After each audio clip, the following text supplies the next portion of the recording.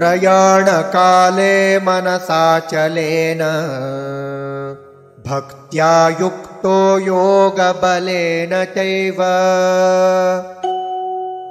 भ्रुवोर्मध्ये प्राणमावेश्य सम्यक् सतं परं पुरुषमुपैति दिव्यम्।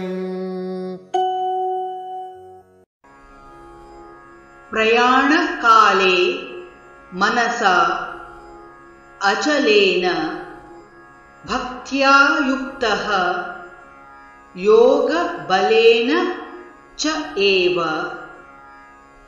भ्रुवोः मध्ये प्राणम् आवेश्य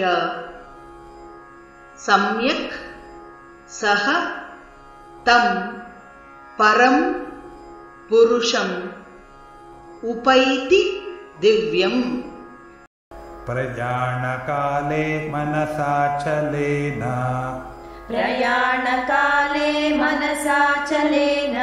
भक्त्या युक्तो योगबलेन चैव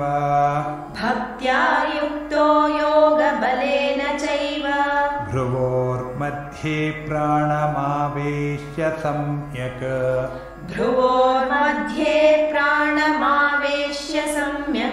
सतं परं पुरुषमुपैति दिव्यम्।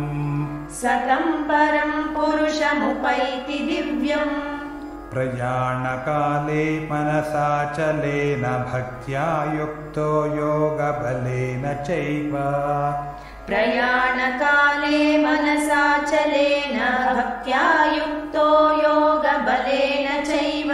भ्रुवोर्मध्ये प्राणमावेश्य सम्यक् सतं परं पुरुषमुपैति